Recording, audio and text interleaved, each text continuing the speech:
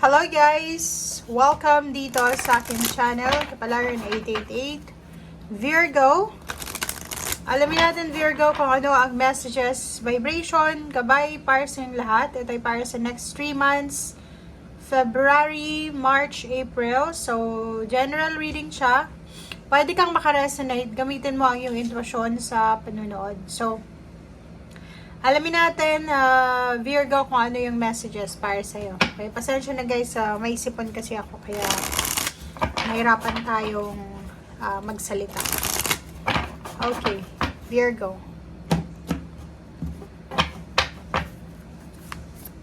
Virgo.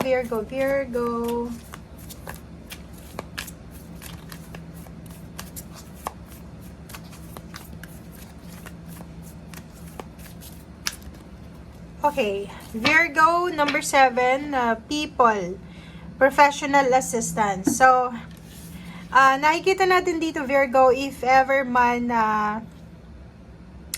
ikaw ay nasa trabaho, may trabaho, naghahanap ng trabaho, so is for career to, hindi man professional or professional ka man or hindi ka professional, pwede kang makaresonate dito.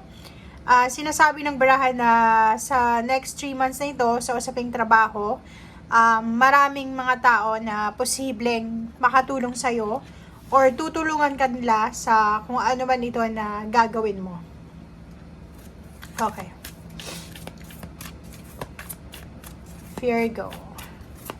Or pwedeng kung naghahanap ka ng trabaho, pwedeng may kaibigan ka, kakilala, na tutulungan ka para makapasok sa trabaho. Parang yun ang sinasabi ng baraha.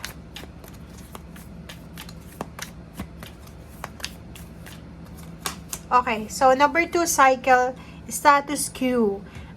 Nakikita natin dito guys na magkakaroon ng katahimikan sa usaping emosyonal, lalo na sa pamilya. If ever ngayon, habang nanonood ka ngayong January, kung hindi masyadong maganda yung takbo ng iyong family life, for the next 3 months, February, March, April, magkakaroon ng, kumbaga, kalma. Magiging kalmado yung iyong pamilya, buhay pamilya, relatives, friends, or kano pa man. So, same din dito.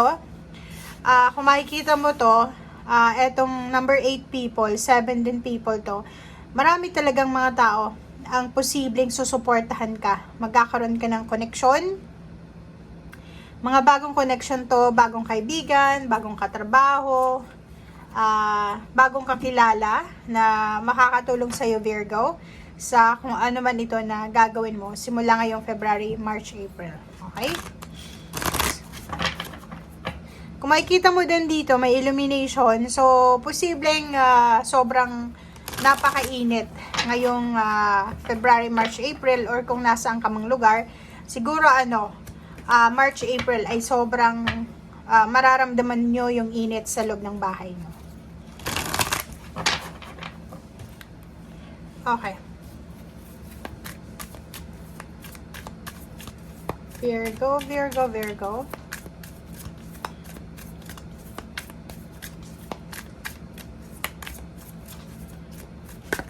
Oops. Okay, guys.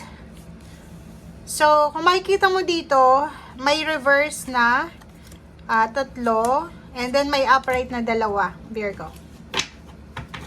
So, unahin natin itong reverse. Ang reverse natin is accelerated motion.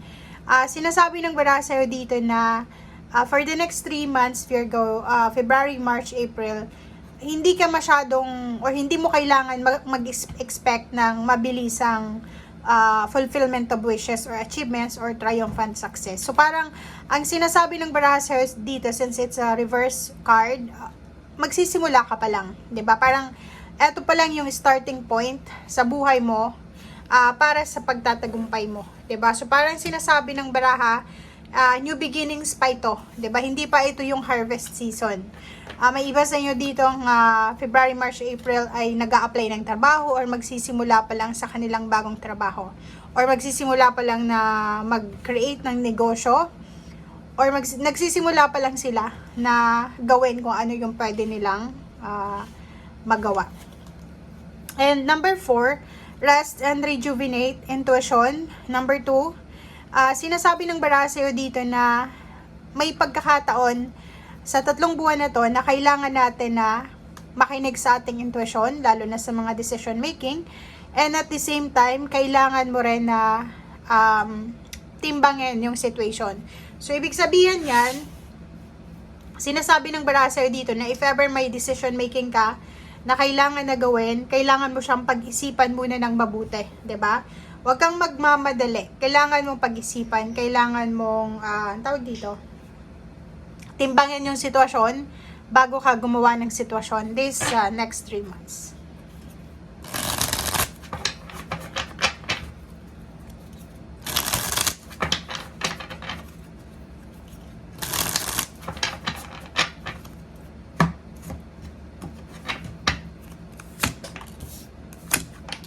Okay, first 2 cards dito sa tarot deck na to is meron ka ditong Judgment and then meron kang Chariot. So, 2 major arcana ito, Virgo. Sinasabi ng baraha sa'yo dito na ang 3 months na to ng 2024, first 3 months siya, or nasa first half siya ng 2024, is kailangan mong gumawa ng action. Kailangan mong gumawa ng decision making kasi kung ano daw yung decision mo sa next 3 months na ito, simula February, March, April, ay posibleng ito yung magdadala sa'yo ng improvement sa buhay mo. So, ibig sabihin, ito yung susi sa yung tagumpay. Ito yung magiging starting over or ito yung magiging simula ng pagbabago mo or pagbabago ng buhay mo.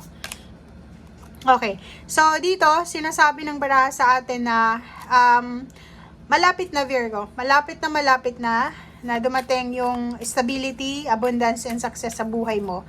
So, konting ano na lang, konting tiis na lang, konting pagtsatsaga na lang. Kasi, di ba kung kailan ka, susuko ka ba sa buhay, ngayon na nandun ka na sa, parang ano na papunta ka na sa success And dito sinasabi ng baraha na malapit na talaga. Nandito na yung 3 of Wands, malapit mo nang makuha yung matagal mo nang hinihintay, lalo na sa balanse sa pera.